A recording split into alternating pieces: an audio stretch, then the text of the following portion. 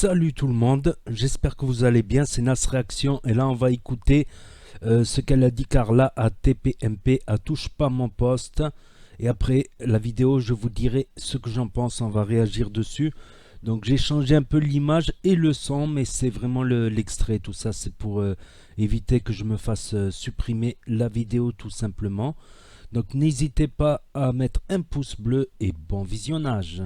Carla, euh, donc, ce qui vous est reproché, c'est d'avoir fait de la sorcellerie sur des candidats de télé-réalité pour leur vouloir du mal et pour, voilà, on dit que la sorcellerie, ça peut marcher. Expliquez-nous cette histoire, parce que Alors déjà, je voulais vous remercier de pouvoir que je puisse prendre la parole parce que c'est vrai que ça fait on plus de voulait 10 avoir jours votre vérité. que je ne parle pas sur les réseaux sociaux. C'est vrai que j'ai entendu beaucoup de choses qui se sont dites à mon égard, des choses vraies, des choses fausses. Ça n'a pas été évident et c'est vrai que moi je suis venue ici pour vous raconter mon histoire, Très bien. ce qui s'est réellement passé depuis le début. C'est parfait. Moi, ce qu'il faut savoir, c'est que j'ai consulté cette voyante à 17-18 ans. Et j'y Aujourd'hui, suis vous en allée- avez, Aujourd'hui, j'en ai 24. c'est ça. Donc, j'étais absolument pas connue, je n'avais absolument pas les Marseillais. J'ai consulté parce qu'entre amis, on se disait, ah, ben, la voyance c'est cool, peut-être qu'on peut lire notre futur, pourquoi pas, autant essayer. J'ai donc tapé sur internet voyante sur Marseille. Ah, d'accord, et c'est juste, vous avez tapé sur Internet, vous êtes tombé et sur... le premier nom, c'était celui-ci. Incroyable. Donc, j'y suis allée. D'accord. J'y suis allée, j'ai fait une consultation classique où tout simplement, je sais même plus si ce qu'elle me disait c'était vrai ou faux, mais je trouve ça assez rigolo. Donc, vous aviez 17, 18 ans, 17. J'avais 17-18 ans avec Vous mes n'étiez pas copines. connue à l'époque? Non, pas du tout, Voilà. j'étais dans la coiffure, D'accord. donc il n'y a absolument rien d'autre qui se passe. Je fais cette consultation et je ne vois plus cette personne-là. Je ne la vois plus. Ah oui. Je continue ma vie, je continue mon métier de coiffeuse.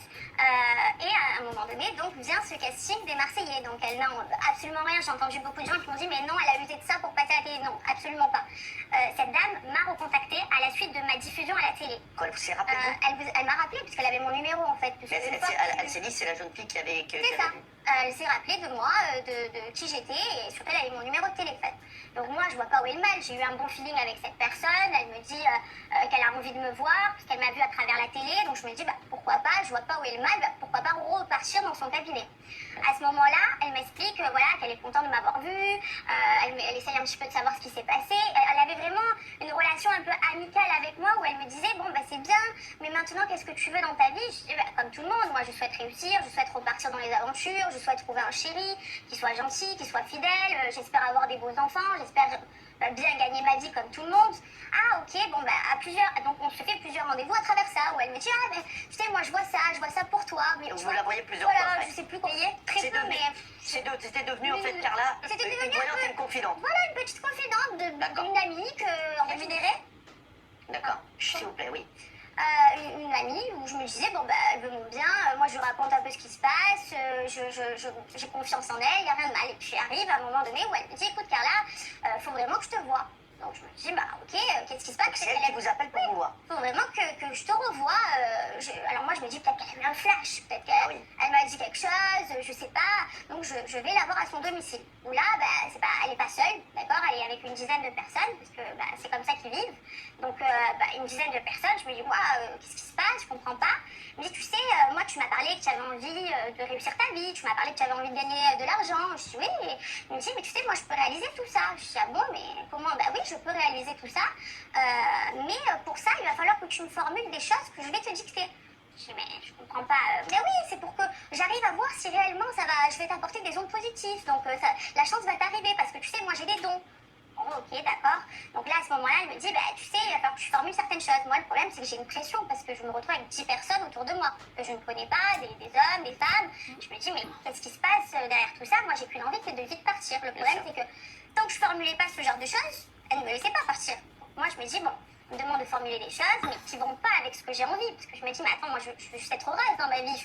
Je comprends pas pourquoi tu veux me faire du mal à mon entourage. Oui, mais même ma maman, il va falloir que tu te détaches un peu de ta maman. Mais moi, je lui dis, ouais, ok, je me détache, d'accord. Et à ce moment-là, je rentre chez moi. Quand je rentre chez moi, donc déjà, je sentais qu'il y avait quelque chose qui n'allait pas. Je rentre chez moi et à ce moment-là, elle me balance des vidéos. Des vidéos comme vous avez pu le voir. Et là, je me dis, mais qu'est-ce que c'est? Mais je comprends pas, moi, je n'ai pas du tout demandé ça. C'est quoi ça? Mais des vidéos d'autres personnes ou des vidéos... Non, des vidéos un peu dans ce style-là qu'on a pu déjà découvrir. D'accord. Moi, je me dis, mais moi, j'ai pas demandé ça, je comprends pas. Ah, si, tu m'as demandé ça. Mais maintenant, il va falloir payer. Comment? Je t'ai pas demandé ça. Si, mais maintenant, rappelle-toi que quand tu m'as formulé ces demandes, moi je t'ai enregistré. D'accord, c'est-à-dire qu'elle vous disait par exemple, voilà, est-ce que tu n'aimerais pas être plus la star des Marseillais plus que les autres? Donc formule-le-moi et dis-moi, voilà, je veux être Mais plus en étant directive et en me faisant faire des choses que j'avais pas envie, parce que ça allait pas. C'est pas genre, oui, bah alors j'ai envie d'être connue, bah ok, je suis connue, non. Moi je comprends pas vraiment ce qui se passe, et là elle me Donc elle vous a enregistré. à mon insu. Et d'ailleurs, sa manière de pratiquer, c'est qu'à chaque fois, elle enregistrait les choses. Donc moi, je comprends pas. Et là, je me dis, mais moi, pourquoi tu veux mon argent? Donc elle me demande une somme qui était minime à l'époque, mais qui était déjà beaucoup pour moi. Combien? Je ne gagnais pas. Je sais plus, elle m'avait demandé peut-être 200, 300, 500 euros, je sais plus, mais c'était déjà beaucoup pour moi, parce que moi, je gagnais pas ce que je gagnais à l'heure d'aujourd'hui. Oui. Donc moi, je me dis, mon Dieu, mais comment je vais faire? Parce que maintenant, je suis connue. Et maintenant, ils ont ces fameuses notes dont je suis pas fière que j'ai dit parce qu'ils m'ont obligé de le dire, mais comment je vais faire pour m'en sortir? Donc je me dis, bah, là j'ai pas d'autre choix que de devoir payer peut-être pour qu'elle me laisse tranquille. Donc vous lui donnez 500 euros. Donc je lui donne, je sais plus combien c'était, mais voilà, je paye. Et là à ce moment-là, je comprends que je suis partie dans quelque chose qui me Dans un fait engrenage. parce que là, c'était, ah mais maintenant on va te recontacter, il va falloir que tu nous redonnes de l'argent. Mais comment? Je vais te donner de l'argent déjà pour que tu me laisses tranquille. Oui mais non, parce que maintenant il va falloir faire de nouvelles choses. Oui mais je comprends pas. Parce que si tu ne veux pas, n'oublie pas que la première chose, avec tes notes. Donc, si tu veux pas que ça sorte et que tu veux pas avoir de soucis, il va falloir que tu continues à payer. Et j'étais dans cet engrenage en permanence. Donc, pour résumer, donc première fois, vous allez une fois donc chez cette voyante qui vous appelle, qui vous dit il faut que vous me voyez, il faut que je te voie. Elle vous fait faire des choses, voilà. Non, elle me fait me raconter ma vie en fait, elle me fait parler. Elle vous a enregistré derrière, elle vous fait un premier chantage. Après, donc, elle vous fait revenir et là, elle vous fait faire ce genre de vidéo-là. Non, moi je n'ai jamais fait ce genre de vidéo. Moi, elle me fait faire des notes comme quoi elle prouve que c'est bel et bien moi qui veux ça et pas elle. Mais en me dictant et en me disant, mais il va falloir que tu formules ça de cette manière. Parce que si tu veux pas avoir de soucis, c'est comme ça qu'il va falloir le faire. Donc moi, je me dis, mais comment je vais faire pour m'en sortir? Malheureusement, je suis connue. Moi, j'ai pas envie de perdre mon travail parce que s'il y a ça qui sort, ils vont penser que je suis folle. Donc vous aviez J'ai peur, un problème. vous aviez peur que ça sorte pour les Marseillais, que vous Pour les soyez, Marseillais, pour ma vie, je me dis, mais... pour votre carrière. Mais est-ce que c'est quoi cette somme de 1,2 million d'euros que vous auriez donné à la voyante? 1,2 million d'euros, il paraît que c'est une vraie somme. C'est une vraie somme, oui. Vous avez donc donné ça va a duré sur plusieurs années. Sur combien d'années? Sur à peu près, j'ai plus la notion, sur 4 ans, c'est 4 ans. Sur 4 ans, donc sur 4 ans, elle vous a extorqué 1,2 million d'euros. Le problème, c'est que comme les paiements devenaient de plus en plus chers, parce que je pense qu'elle devait voir que... Elle vous demandait combien? Parce que de plus en plus. Ça a été quoi? 500 euros, puis quoi ensuite? Ah, bah après c'était 1000, et puis après c'était pas 1000, c'était 6000, et puis après c'était 8000, et puis... En fait, après, ça ne s'arrêtait plus. C'est-à-dire qu'elle me laissait absolument aucun argent pour que moi je puisse vivre. Ah, parce que 1 200 000 euros sur 4 ans, il faut les avoir déjà. C'est ça. Oui, mais après je réussissais ma vie, moi, à travers ça. Et je pense qu'elle le voyait, parce que je pouvais pas lui mentir. Moi, j'étais sur les réseaux sociaux. Moi, quand je faisais mes placements, quand je passais la télé, elle le voyait. Donc elle savait. J'étais même arrivée au stade où je me disais, quand je m'achète quelque chose, il faut surtout pas que je le montre, parce que s'ils voient que je m'achète un sac à main, ils vont te dire qu'il y a encore de l'argent à me soutirer. Donc il fallait que j'arrête, il fallait que je me cache pour que je dise, ah mais merci Kevin, merci de m'avoir acheté ce sac à main, merci de m'avoir acheté ça. Parce que je me disais, s'ils voient que j'ai encore de l'argent, ils vont tout me prendre. J'étais arrivée au stade de me dire, il va falloir que je les paye toute ma vie, parce que en fait je suis partie dans un engrenage où je pouvais plus faire machine arrière. Alors, ces vidéos, comment elles sont sorties? Comment c'est-à-dire? Non mais ces informations qu'a ce blogueur, tout ça. Bah moi, alors c'est là où j'en viens, c'est qu'en fait, ils ont commencé à me demander des sommes beaucoup plus grosses. Et moi, je ne trouvais pas les sommes, des sommes à des... 50 000 euros. Ouais, voilà, jusque-là par mois, en fait. 50 000 euros par mois? Effectivement. Et moi, le problème, c'est que bien sûr, je ne les avais pas au niveau personnel, je ne les avais pas, c'est une société. Donc moi, je me retrouve à me dire, mais je ne peux plus te payer. J'ai une société maintenant. Moi, au début, je me suis dit, je vais pouvoir m'en sortir parce que j'ai une société. Mais non, Carla, t'inquiète pas, il y avait toujours une solution. Mais non, Carla, t'inquiète pas, je vais t'emmener à mon avocat. Mon avocat va te faire un contrat bidon. Mon comptable va te faire des factures bidons. Mais ça va justifier ces paiements-là. Et puis surtout, moi, je fais ça, mais c'est parce que, justement, il y a ça derrière. Donc en fait, c'était un engrenage où il y avait toujours des solutions. Le problème, c'est que moi, je savais que je faisais une faute pour ma société. Je savais que je faisais quelque chose de mal. Mais malheureusement, moi, j'étais menacée parce que il n'y avait pas que ce genre de vidéo, c'est qu'il y a eu des menaces aussi où il me disait, tu sais, Carla, si tu payes pas, il va t'arriver des malheurs. Il va arriver des malheurs à ta famille, à ta maman. Donc moi, forcément, parce que j'ai entendu plusieurs personnes qui m'ont dit, mais t'as du caractère, Carla. Bien sûr, j'ai du caractère à travers des aventures, de main en rentre dedans, je sais me défendre. Mais quand on menace ta famille, qu'est-ce qu'on fait? Alors d'aujourd'hui, quand on menace ta famille, on met ces menaces à exécution. Parce qu'ils sont allés chez ma mère pendant que j'étais en tournage. Pendant que j'étais en tournage, ils me contactaient, mais moi j'étais en tournage, je pouvais rien faire. Ah bon, mais je vais aller chez ta mère, te soutirer des chèques, de l'argent. Ma mère ne savait pas comment faire pour s'en sortir. Ils arrivent jusqu'à chez elle. Oui, mais madame, si vous payez pas, il va vous arriver des soucis. Ma mère, qu'est-ce qu'elle a fait? Elle a payé. Par contre, une fois que je suis rentrée de tournage, elle m'a dit, Carla, maintenant, il va falloir que ça s'arrête, il va falloir prévenir la police. Il y a 2 ans de ça. Parce qu'il y en a plein qui ont dit, mais il y a quelques mois, non, il y a 2 ans que ma maman a porté plainte avec mon beau-père, et je le savais. Par contre, moi, je n'ai pas porté plainte parce que j'avais peur, j'avais peur qu'ils mettent leurs menaces à exécution. Donc j'ai laissé faire ça par la police. Vous aviez peur de porter plainte aussi parce que vous l'avez dit, si cette histoire Si sort... elle sait que c'est moi, elle va s'en prendre à moi, et elle va mettre ses menaces à exécution, chose qu'elle a fait. Et donc ça veut dire que vous viviez sous pression depuis des années. Je vivais sous pression, mais ce qui me rassurait, c'était de me dire, je paye, et tant que je paye, elle me laisse tranquille. Mais payer tous les mois, à un moment, c'est insupportable. Je sais. 1,2 million d'euros vous avez donné à cette voyante. Alors, vous allez nous donner d'autres infos dans un instant parce qu'elle a une incroyable histoire. Juste suite à cette histoire, il y a Youssef Sissaoui, le président de l'INAD, l'Institut National des Arts Divinatoires, qui s'est totalement désolidarisé de cette fausse voyante et fausse sorcière qui serait dépourvue de dons. Je vous propose de regarder ce qu'il a dit sur cette affaire. Regardez. Je suis le président de l'INAD, Institut National des Arts Divinatoires, un organisme spécialisé dans la défense des consommateurs et la moralisation de la profession. Concernant Danae, dont il s'agit, nous la connaissons pour avoir eu affaire à elle.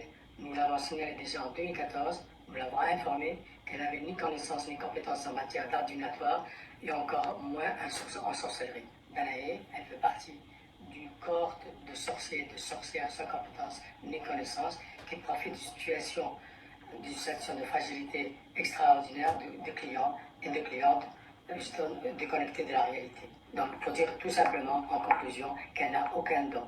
Le seul don qu'elle a, c'est de savoir manipuler les gens et ça, pour gagner de l'argent. Alors, voilà, donc c'était important d'avoir ce témoignage.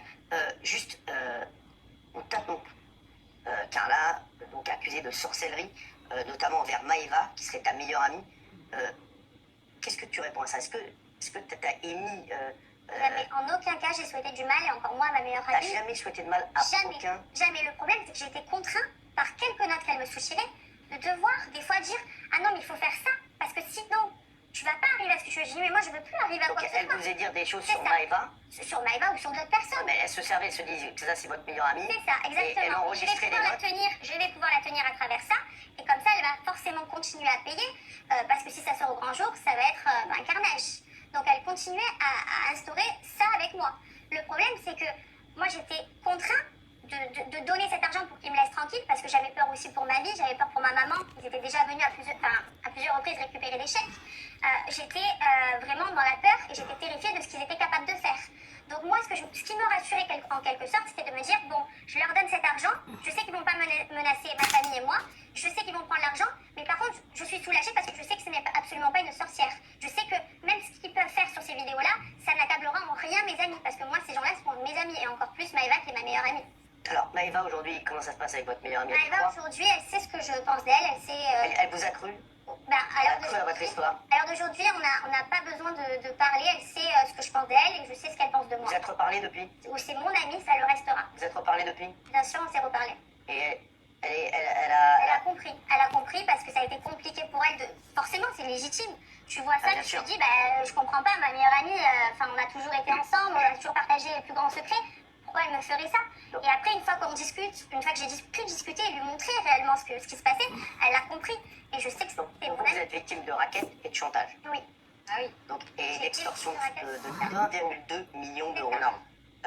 Oui, alors là, on a le témoignage de Carla. Moi, j'ai reçu le témoignage d'une autre jeune femme qui aurait été victime de cette même Danae, donc de cette même voyante. Elle lui reproche exactement la même chose. En substance, elle aurait été sous l'emprise de cette voyante. Oui. 2, il y aurait eu de grosses sommes d'argent, alors peut-être pas autant que vous, parce qu'elle n'a pas les mêmes moyens, et qui lui ont été réclamés. Et 3, et c'est ça le point important, c'est cette voyante qui aurait demandé à cette jeune femme de jeter des sorts pour nuire à son entourage. Par exemple, elle lui disait, voilà, quelqu'un va perdre son enfant dans ta famille. Si tu ne veux pas que ça arrive à toi, il faut que tu demandes que ça arrive à ta belle-sœur, par exemple. Donc c'est cette voyante, non seulement elle prenait de l'argent, mais en plus elle demandait aux personnes de jeter des sorts à leur entourage et d'être malveillants envers leur entourage. Donc c'est pas un cas isolé, en tout cas, selon les témoignages que j'ai reçus. Gilles Verdez. Selon mes informations, la voyante Danae a eu une complicité avec une dame qui se présente comme sorcière. On a vu sur les réseaux sociaux, Warda. Je pense que vous êtes au courant. Oui, mais je la connais pas, j'ai jamais eu affaire à elle. Et le système était presque un système mafieux. C'est-à-dire que vous avez eu chez vous, dans votre famille, des hommes de main qui sont venus.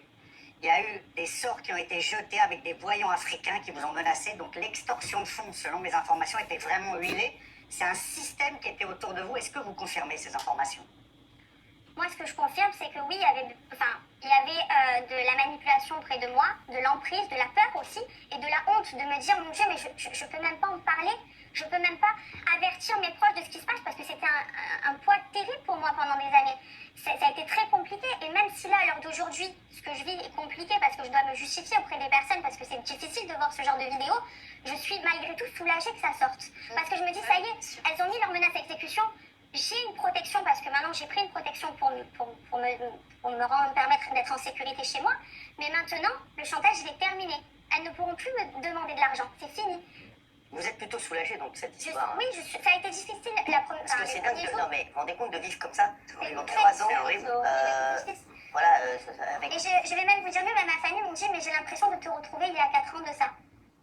Parce que tu t'étais renfermé totalement. Et maintenant, on te retrouve comme à l'époque. Vous avez peur aujourd'hui ou plus ou moins?